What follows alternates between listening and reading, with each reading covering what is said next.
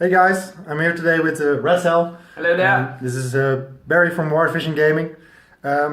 We're here today to play a little battle in 8th edition, and basically I wanted to tell you that I'm gonna use like a lot of stuff from Mechanicum, from Admech, to make sure that we get all the rules and that we can playtest all the rules.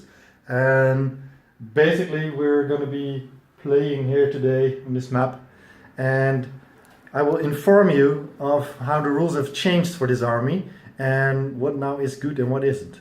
Alright, I'll be back. So most of the stuff will be fielded, as you can see. Different weapon loadouts, just to see what is going to work these days. And actually, maybe we'll be discussing the new rules for the Astra Militarum as well. He's going to field a lot of troops and a lot of armor. And I've got some what used to be haywire and now are arc weapons. So I'm really wondering if that will still do something or not. So yeah, we'll be back. Hello guys, this is Barry from WarVisionGaming 40k. Like I said earlier, I was going to have a battle with Mark Anthony. He was playing the Astra Militarum and I was playing the Admech, and we were trying to figure out which of the Admech units are now good and which aren't. Well, we chose Admech because it's one of the shooty Imperium armies. It's a relatively new army, and we wanted to check if it is as shooty as, for example, the Tau army. So yeah, we gave it a try, of course, because I have quite an extensive list of Admech. So, well, basically, what was good and what wasn't good. I'm going to be explaining all of these units and what I think worked well and what didn't. I must say I didn't use the priests, like the Fulgurite Electro Priests or the Corpus Cari Electro Priests, simply because they weren't any good in the last edition. And I still don't think they are any good in the new one. Cool models, so it's a waste of cool models, that's what I think. I also didn't field any breachers because I still believe that although the torsion cannon has gotten pretty good, they still can't beat the Kataphron destroyers. So first off, as HQ I had 2 tech priests. For the battalion detachment you have to use 2 HQs. So that was the first fault that I found in an Admech list, is that you only have 1 HQ option that isn't a named character, because you have 2 HQ options, but one of those is Belisarius Call, which is pretty expensive. I don't think you will see him much used in battles below 2000 points, unless people of course really love the character. It is pretty good. It lets you reroll all misses instead of just the 2 hit rolls of 1, which the normal tech priest does, which is also pretty good, especially with the plasma now, simply smacking away your Kataphron destroyers when they're firing their plasma calivers at with Plasma Culverines is what it is. The calibers are for the Vanguard. Basically they are 3 wound models, and with the new rules for Gets Hot they would be gone instantly. So re-rolling those ones is just trivial to success for the Admech units. So tech priests, like I said, you have 2 sort of options with these guys. So I went with a basic one with the basic gear. If you upgrade to more expensive gear, it's only 10 points more actually. So what we'll discuss here is, do you want to go upgrade that gear or not? I think if you have 2 HQs, it's good to have 2 different types, just so you can be like, alright, that's gonna be the Warlord, the more expensive one, and you're gonna just throw the other one out there along with your other units just to get those reroll ones in there, the bubble. So basically, actually I found that the basic weapon, the Volkite Blaster, is actually pretty good, especially against guardsmen. There's no AP value, but stuff with a 5-up save, it's gonna die pretty fast anyway. And getting those extra mortal wounds in on 6s, it's just a nice weapon. It feels really Mechanicum themed. I think it's actually a little bit better than the more expensive weapon option, the Eradication Ray, which is pretty good, but like I said, what I did is you put him in the back, you put some Kataphron destroyers with this guy, and you're going to be boosting those to hit rolls of 1, that you get to reroll those. And since the Kataphrons, they've got a pretty extensive update on their reach of the plasma caliber, as it is now a 36-inch weapon instead of a 24-inch weapon, which means they're kind of going to be in the back. So that's why I found equipping this tech priest with the 24-inch Eradication Ray was pretty useful, but maybe not that useful. So you might debate, is it worth the points? It's only 10 points if you give him the different pistol, the Volkite blaster, upgrade that one to an Eradication Ray, and you have a macro stubber, you can upgrade that one to a Phosphor Serpenta. So I did that, but I didn't even get to use the Phosphor Serpenta. Stuff was just too far away most of the time. So what I found is probably you don't have to go all upgrades on this guy. It's you more or less want this guy for the bubble that it's putting out and fixing those breaches up when they get wounds, because you can fix those guys now as well, not just vehicles.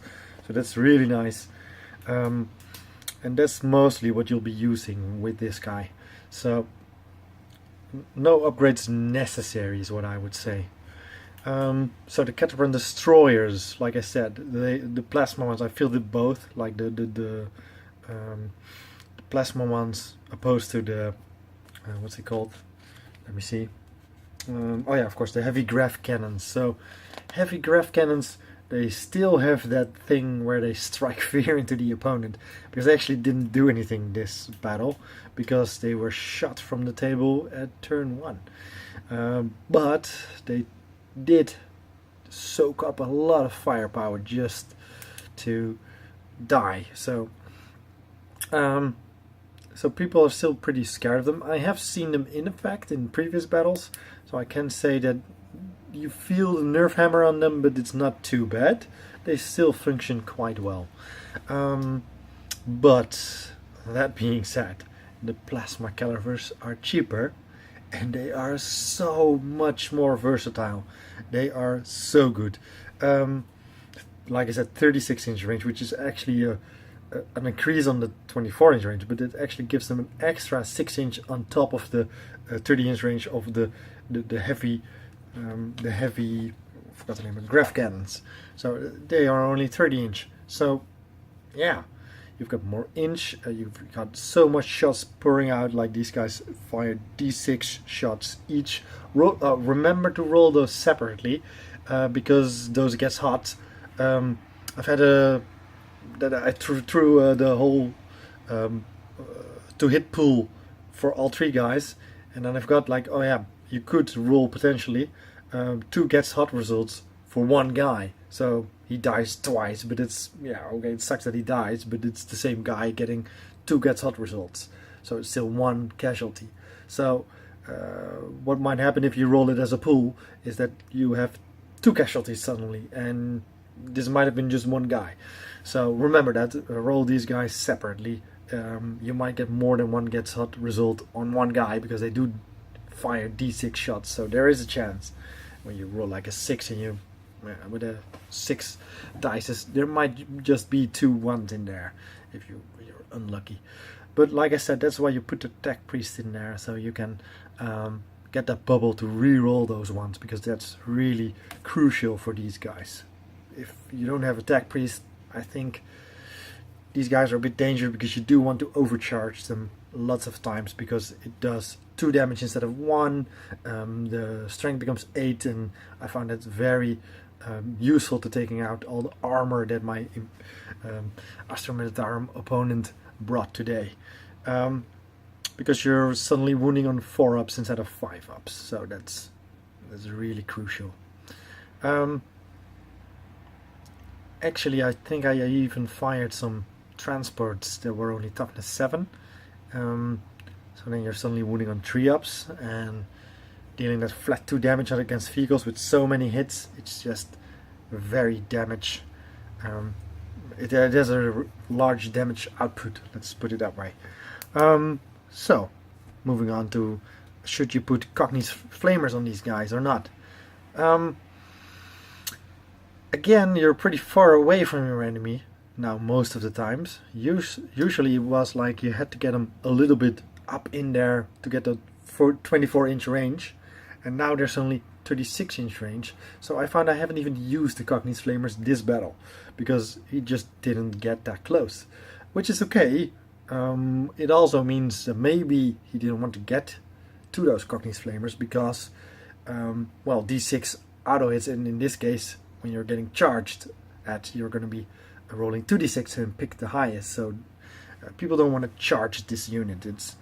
It's a regular flamer, so it's not too powerful or anything, but getting 2d6 pick highest from 3 of these guys, that's pretty nasty. So I think I would still put them on there just to scare people away.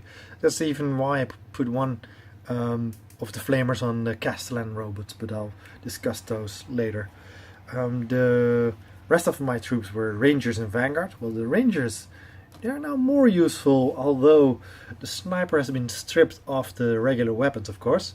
However, you can split fire now, so I did go full transuranic arquebus on these guys. Put 3 of those in there, which is really expensive. It's 75 points, and I actually have a 5-man Vanguard squad with arc rifles, 2 of them, an arc pistol, an arc maul, on the what is it called? The alpha of the squad, like the sergeant, and that's only 74 points from the top of my head. And oh yeah, that's including a enhanced data theater to reroll those failed morale checks. So, and that's actually an entire squad of 5 guys with special weapons, which is only 74 points. So this is just 3 weapons. There's not even models yet. We're just talking about the cost of the weapons. It's 75 points. So is it worth it? Well, this battle, they did strike a lot of fear into my opponent. He was pretty scared of them, putting a lot of fire in those guys, but they were bunkered down, so he wasn't really taking any casualties there. However, being able to sniper those 3 shots with split fire now, and being able to get that 30-inch range on his chimeras that I popped open, and his troops were pouring out, and getting those 30-inch range shots from my bunkered position, that was really nice. And being able to split fire those transuranic arquebuses, or is it arquebuy? I don't know. What's the plural? It was pretty good, and it did feel pretty useful, although you still find a lot of invulnerable saves being made against these, because of course you're firing at characters. You do deal the 3 damage if you get it through, and with strength 7 AP -2 you might just. So I think they are quite useful, but damn, they are expensive. I think maybe even a bit too expensive for only a 1-shot weapon. So moving on to what you should put in the squad as an upgrade. As I said, enhanced data theaters are now very useful in the Vanguard squads, but with this squad I went with the Omnispecs just to get that ignore a cover save bonus on these guys, because it doesn't matter if you split fire, you always get to ignore any cover save that those opponents might have. So that's pretty useful, especially considering the AP -2 of the transuranic arquebus. Without a bonus from being in cover, it's pretty useful. I would go with that on those guys. Actually, in the Vanguard, use the enhanced data theater. It's just necessary. You want the 10-man squad I had to put a 5-man squad in because I didn't have enough points, but usually you just want to use a 10-man squad. I actually went all plasma caliber,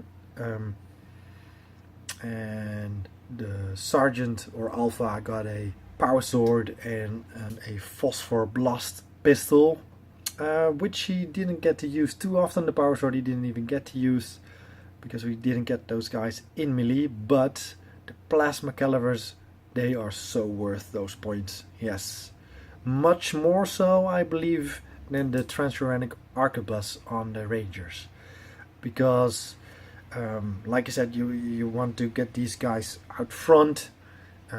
They only have an 18-inch range, so you have to I actually advanced them the first turn just to get them as far ahead as possible.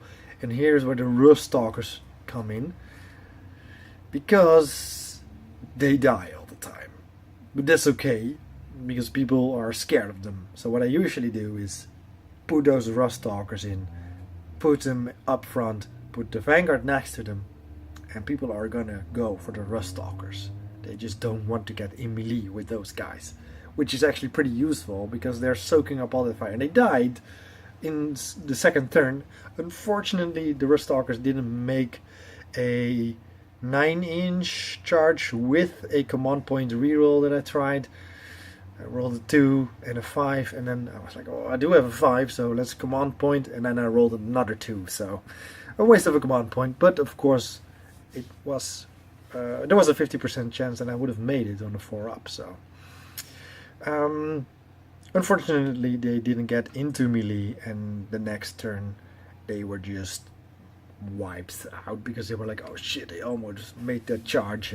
But that's what they have to do, you know. They get people scared, and they soak up all the fire, and having 2 wounds, that actually proved pretty useful.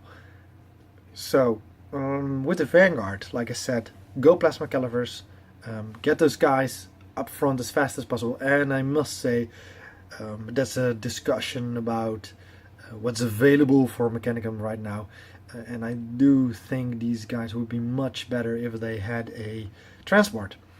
I don't care what, flyer, drop podish, something, or simply a APC sort of carrier. Yeah, they need it. Please, GW, if you're watching this, give these guys transport. They need it so bad. Give Admech some transports. They are in the fluff, so we need those. But right now you need those rust stalkers, and what I actually also did was put a dragoon up front, because you then have that combo of the 3-inch bubble of the dragoon that gives you +1 leadership, which is now a casualty less, is what it is.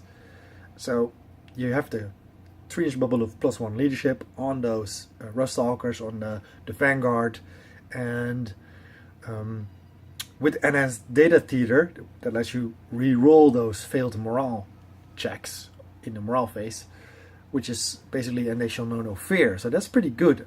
Although of course if the guy dies, you don't have that ability anymore, and Space Marines would. But it's pretty good, especially since you now can allocate wounds, so you're probably going to want to save him if you're getting a lot of hits, so you can re-roll that phase. And combine that with +1 leadership, and these guys are already pretty high on leadership. That makes for a pretty tough unit, which I think is great and works really well. So Vanguard, go all the way with those guys. Give them those plasma calibers, put in the enhanced data theater, equip the alpha.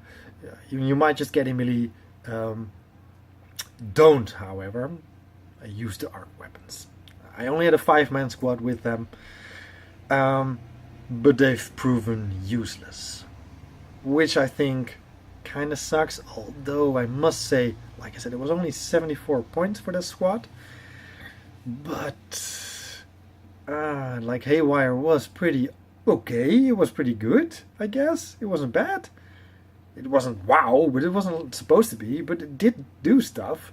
But now with the strength of 6 on those arc weapons, I find myself not having the power you need to take out vehicles. But yes, you do deal D3 wounds if you are targeting a vehicle, but with strength 6, most vehicles are going to be wounded on a 5 up. Only the most light vehicles are going to be wounding on a 4 up. So I found that mostly these wounds simply didn't get through. And then at only a -1 AP, my opponent usually made his save and they did nothing.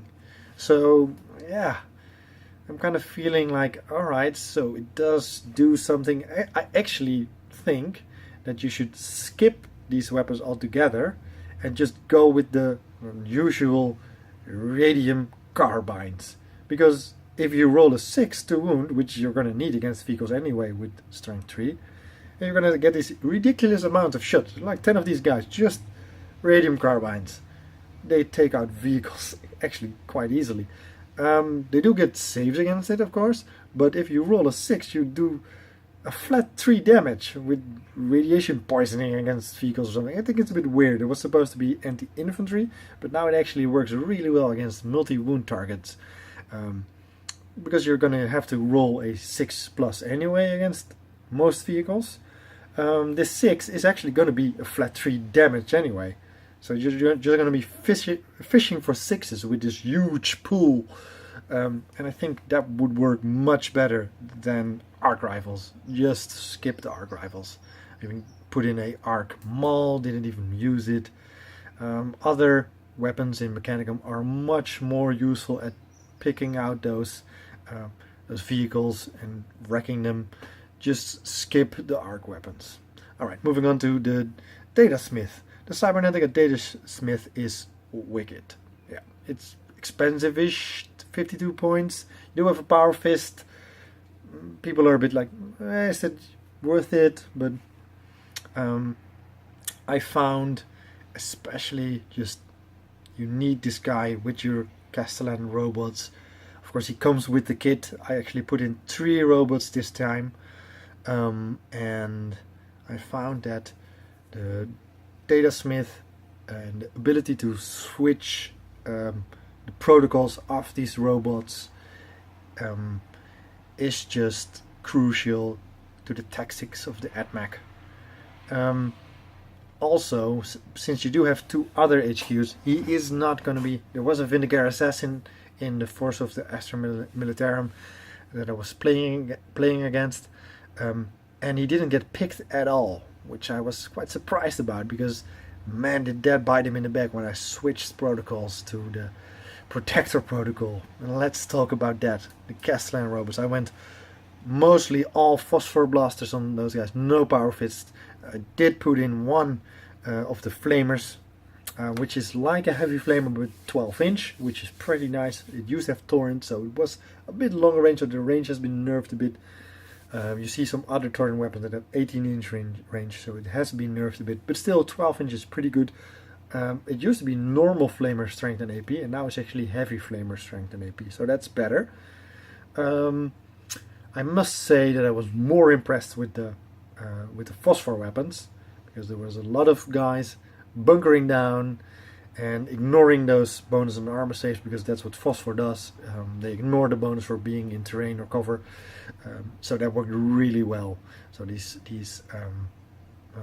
Astra Militarum, of course, only has a 5-up save, so it would work a little bit less efficiently against Marines, but you do have a -2 AP, so Astra Militarum were just knocked flat with those stats, because they only had a 5-up, so no save anymore. You don't get any bonus for being in cover. So that worked really well, especially, as I said, you do have to not move for a turn, but switching them to the Protector protocol, man, is that disastrous for your opponent. Suddenly you're doubling all of your shots, and it used to be only your carapace mount, so now it's just all your shots, and that's insane good. It's like going from 9 shots to 18 shots. It's like, whoa, and I was blasting into cover. So many shots were going in, and when I was split firing stuff, because I knew there was just too many shots for one squad, and I wiped an entire squad of 10 guards, almost emaciated a squad of 10-man guards, and there was another squad of guards that got 2 casualties from the flamer firing twice. which actually was pretty low, but I rolled pretty bad, so that's okay. But just seeing the amount of damage that 3 of those guys did in one shooting phase was immense. There was guardsmen were dropping by the bushes, but of course that's what they're supposed to do. So I think these Castellan robots, in combination with the cybernetic datasmith, you don't need one datasmith for 2 robots. I went now with 1 datasmith for 3 robots, and it works perfect. Really think any Admech army needs these guys. They work so well. An Aegis protocol +1 on any of your saves. Normal save, your 3-up save becomes a 2-up. Your invulnerable save, 5-up becomes a 4-up. It's just so good. Just being in that Aegis protocol all alone makes them very tough and reliable. Yeah, moving on to the next must-have, the Onager Dunecrawlers. Yeah, you need those. Wow. 11 wounds with invulnerable saves, and you can boost each other's invulnerable, add 2 of them near each other, and then you can reroll your 1s on your invulnerable saves. Makes them really durable, especially considering I made a bit of a bubble with 2 of these Onagers, Attack Priest and the Kataphron Destroyers, and basically just creating a bubble on all of those guys for rerolling those 1s, and of course being able to fix anything in there that was getting wounds. So at one point, one of the Onagers was down to 2 hull points, and at the end of the battle suddenly he was back to 7 hull points. And it just makes them really tough and durable, and make bubbles like these. That's the tactic you want with Mechanicum these days, is you want to make this bubble with the new character rules. And I must say, always go with at least 1 Icarus. My opponent even said you should go with 2, but I think at least one of these is a must-have with how Skyfire has become now only -1 ballistic skill against land units and +1 ballistic skill against air units. Makes it really effective against air, only missing on 1s, and of course you're inside that bubble that allows you to reroll those 1s, so flyers, watch out. Of course Interceptor is totally gone, but yeah, since you don't have any deep striking stuff really nearby and flyers are different now, I don't think I really miss it. But getting all those shots out, you do have to of course shoot all of these shots at 1 target because it counts as 1 weapon, so you can't split fire these shots, but that's okay. You really don't need it. It's really effective this way. Also use the neutron laser. Yeah, and the heavy stubber that comes with it is now actually useful thanks to Splitfire, because it isn't 1 weapon. So even though it used to be, now it isn't. It's not a coaxial weapon anymore, so you can actually go, wow, so a couple of guardsmen over there, heavy stubber, and then fire the neutron laser at something big and heavy where the heavy stubber used to be useless. So now it's actually useful. And the neutron laser, oh, you love it. You get D3 hits, and oh, if you roll that 3, that's just so, you know your enemy is going to be in for it, because 3 shots, get to reroll those 1s because you're inside the bubble. Usually get around 2 or 3 shots in, and string 10 is just insane, and a -4 AP, and dealing 1d6 damage and actually counting any roll of 1 or 2 in that d6 damage as a 3. So you're dealing a minor of 3 damage and a maximum 6 damage. So, and you usually get a couple of those shots in, so insanely good. Especially since these days there was a Vanquisher, is it called, I guess, with the what used to be an armor bane cannon, and I was pretty scared of it because I had some armor on the table that I didn't want to die, of course. So immediately fire on that guy. I didn't even get to kill it, but you know that these days you're gonna drop ballistic skill, and suddenly this guy was firing at ballistic skill 6+ or 5+, and that makes it a little bit less dangerous. So he doesn't have to die even, you just have to make it drop a couple of hull points, or sorry, wounds these days. Just to make it, well, almost useless for your opponent. Kinda sucks to be him because we can fix stuff. Of course, he could have put in some engine seers, but he didn't. And he was like, yeah, I should have put in at least one engine seer with such an amount of armor in the field. And I was like, yeah, you should have. But anyway, that's a lesson for him, for his army. So if you're playing Astra Militarum and you like to put in armor, also put in those engine seers, because being able to fix those guys and boosting your ballistic skill, that's really crucial for those artillery pieces. Yeah. So, onagers, go for them. Preferably 2 or more. They are so useful. Ironstrider, balistrari, put one of those in. I went with the twin Cochni's las cannon. I think you shouldn't. 45 points increase on a 50-point model, which only has 6 wounds. I must say, fortunately, it didn't get picked off all that much, and it didn't die, so it did get off a couple of shots. But las cannon it's a bit of an all or nothing weapon these days. So if you get a hit or not, it's only 1 shot, you know. Okay, this guy has 2 shots, but and then you have to roll to wound, so it's either it or not. And with the wound stable being a bit harder these days, you're not wounding on 2 pluses that easily, so you're going to be firing at vehicles at 3 pluses, so you might just fail. I don't think it's worth it. 45 points, not on a 50 points model is what I mean. I think it's too expensive for the model, so I'd go with the twin autocannons next time, I guess. Just because it's cheaper, it's 20 points cheaper, you get more shots. It's a bit more of a all-around weapon and not an all-or-nothing weapon. So Ironstrider, I think it at 95 points. Flat Onager without any weapons is 90 points. You can pick some cheap weapons on them and he's still really effective. So I'd go with Onagers over a Ironstrider with twin less. But I would use a Ironstrider with twin autocannons.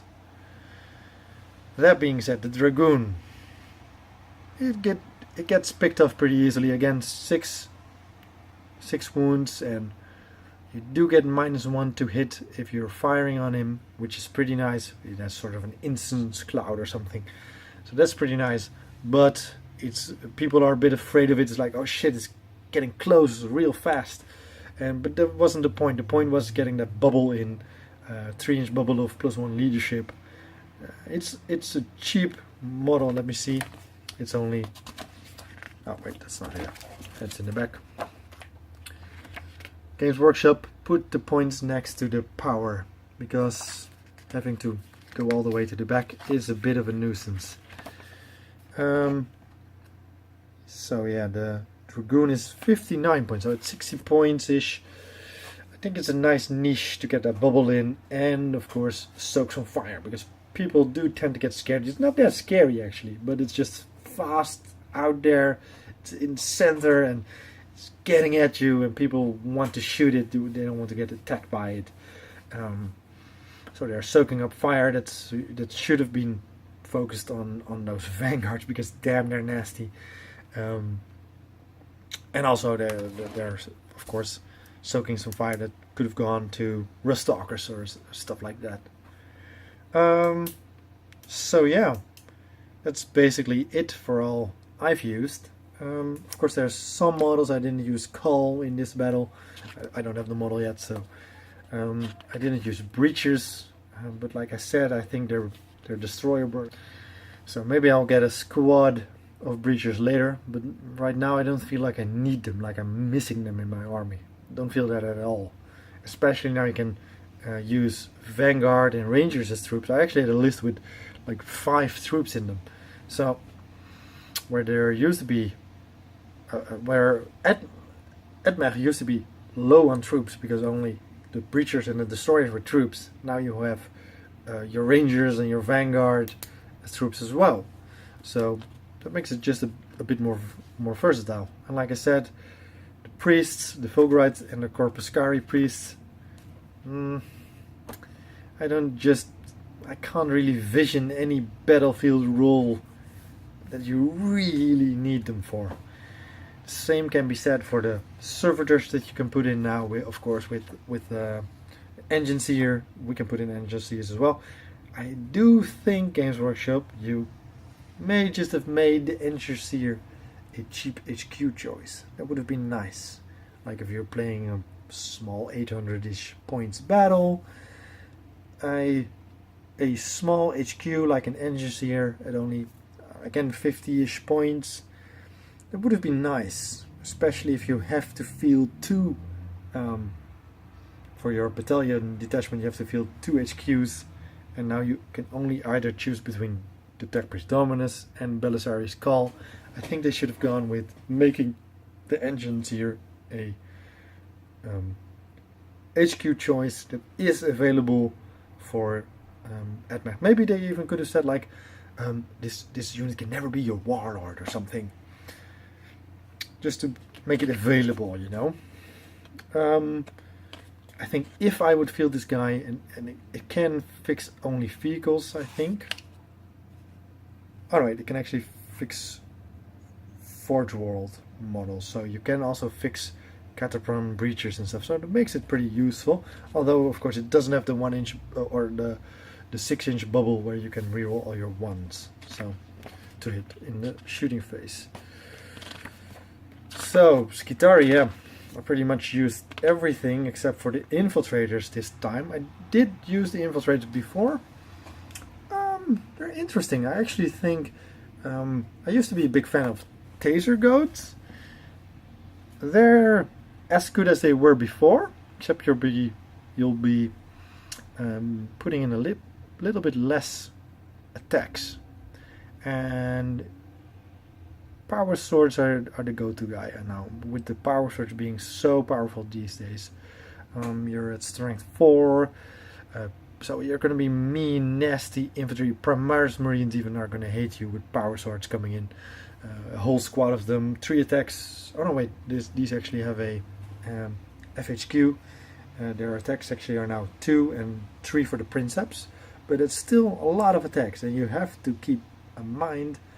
You have to bear in mind that the Flechetti blasters those have stub carbides, but they are pistol 3, so that's gnarly because you can fire those in melee now. When you are within 1 inch of an enemy, you can use them in the shooting phase. So pistol 3, that's like 15 shots while in melee. So that's not a thing that you should forget. That's nice. So yeah, that pretty much sums it up for Admech. And Adeptus Mechanicus, I think maybe when we'll see the Codex, I think that maybe some robots are gonna get a little nerve hammered because I was handling the pool of dice and I was like, is this fair? I don't feel like this is fair. But we'll see. We'll see what happens when the Codex drops, and of course we're hoping for some transports when the Codex drops, and maybe even a flyer. That would be awesome. Maybe Games Workshop, maybe a combination of those, a transport flyer. Yes, I would like to see that. But of course this is my favorite army for 40k. This has been awesome, guys. Thanks Mark for an awesome battle. I'll be seeing you guys next time on WarVision Gaming 40k.